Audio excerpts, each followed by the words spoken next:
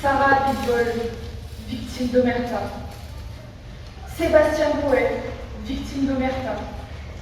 Ou Émilie, Youssef, Camille, Pierre, Lilia, victime d'Omerta. Mais connaissez-vous le sens du mot Omerta?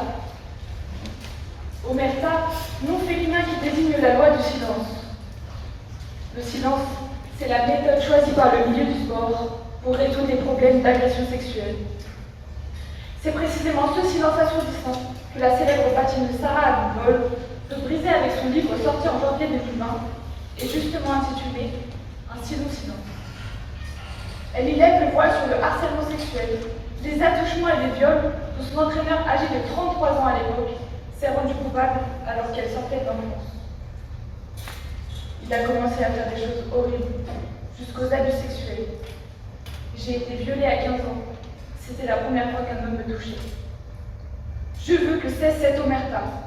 Chaque année, des milliers d'enfants sont victimes, comme Sarah, d'agressions sexuelles par des pédophiles qui sont très souvent déjà connus pour des crimes similaires. En effet, près d'une affaire d'infraction sexuelle sur deux est un cas de récidive. En 2019, Amandine et Émilie, alors seulement âgées de 10 et 11 ans, ont été les victimes d'un pédophile. Roland, leur entraîneur de tir à l'arc, avait réussi à gagner la confiance des parents. Un soir, alors que les deux jeunes filles dormaient chez lui, l'entraîneur de 72 ans a agressé sexuellement l'une des deux enfants en glissant une main dans le pantalon de celle-ci. Elles n'avaient que 10 et 11 ans lorsque leur enfant s'est arrêté. Solène, leur mère, porte tout de suite plainte. Lors de l'enquête, les gendarmes découvrent qu'il avait déjà été condamné en 2000 pour des agressions sexuelles sur des mineurs de sa propre famille. Autrement dit, Roland est un pédophile récidiviste. C'est donc seulement fin 2019, à la suite de la plainte d'Amandine et Émilie, que la justice interdit définitivement à Roland d'exercer auprès des enfants, près de 20 ans après sa première condamnation. On peut se demander comment un pédophile déjà identifié par la justice a pu se retrouver de nouveau à encadrer des enfants. Surtout que l'article 212-9 du Code du sport stipule précisément qu'une personne ayant été condamnée pour un crime ou un délit à caractère sexuel ne peut encadrer des athlètes ou entraîner. Alors, comment se fait-il que des pédophiles soient encore dans les vestiaires?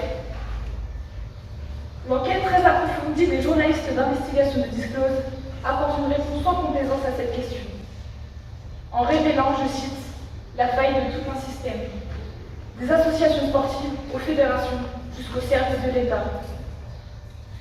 Moi qui pensais naïvement qu'il suffirait d'instruire le milieu de la loi, le milieu du sport à propos de la loi que certains clubs amateurs méconnaissent, j'ai fini par comprendre que l'objectif du sport, des fédérations, n'était pas d'aider et protéger les athlètes, mais de fuir les scandales, de garder des entraîneurs qui ramènent des médailles ou des très nombreux bénévoles qui assurent la survie des clubs.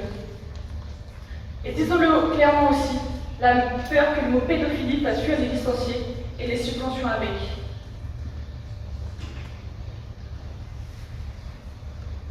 Je veux défendre ces jeunes à qui on vole leur enfance et leur passion première, le sport. Sarah Abitbol va avoir la force de parler quelques années plus tard. Elle va alerter un ministre. On lui a répondu que le ministère était au courant d'une affaire judiciaire, mais qu'il devait fermer les yeux. Imaginez, vos années de lycée, qui sont souvent qualifiées comme les meilleures, ont été rythmées par la violation constante de votre corps, la destruction permanente de votre esprit et la culpabilité. Et la seule réponse que vous obtenez lorsque vous réussissez à les forcer à parler, c'est qu'il faut fermer les yeux. Votre vie, votre âme, votre enfance ne compte pas. Vous n'êtes qu'un scandale à éviter. Pendant les années où Sarah a été réduite au silence, ce prédateur a donc pu, comme 3 agresseurs sur 4, continuer d'exercer au contact d'enfants malgré la loi. J'accuse ces clubs, ces ligues, ces fédérations complices, et parfois la justice, de laisser en leur âme et conscience des pédophiles encadrer des enfants. J'accuse ces acteurs de maltraitance infantile. J'accuse ce système tout entier de défaillant. Ces agressions brisent des enfances et ont des conséquences destructrices pour le futur des victimes.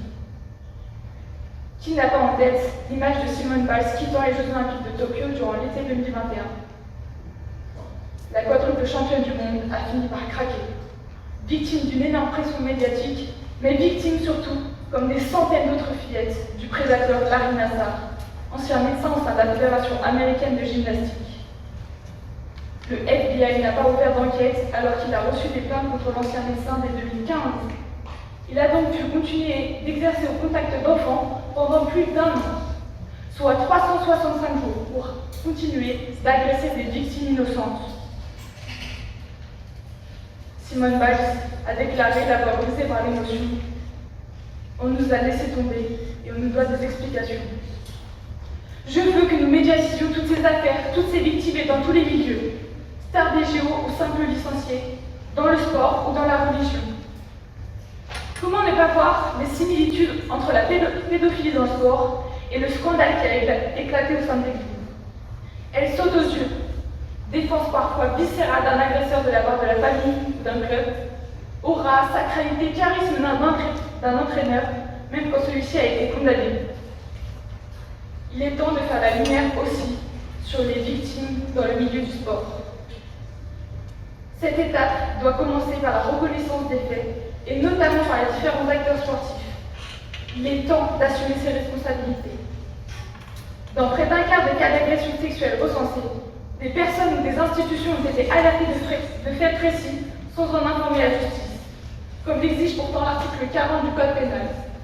Il stipule que toute autorité constituée, tout officier public ou fonctionnaire qui, dans l'exercice de ses fonctions, acquiert la connaissance d'un crime ou d'un délit, est tenu d'en donner avis sans délai au procureur de la République.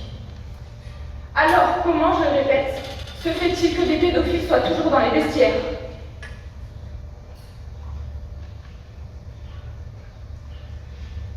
Je rends responsable toutes ces fédérations, françaises mais aussi internationales, qui, au mépris des lois et de l'éthique, choisissent d'étouffer des scandales plutôt que de protéger l'intégrité de leurs licenciés.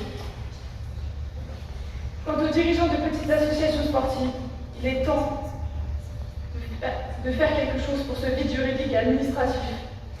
Il faut vérifier les casiers judiciaires de ceux qui veulent entraîner ou diriger bénévolement un club sportif. Il faut rendre obligatoire l'examen du fichier judiciaire automatisé des auteurs d'infractions sexuelles et violentes. Il est temps d'ouvrir les yeux et de protéger nos enfants. Il est temps qu'un vrai plan de lutte contre le harcèlement et les violences sexuelles soit porté par un ministère des Sports courageux et lucide. Je veux que l'État protège nos athlètes. Il est temps de regarder en face le revers de la médaille.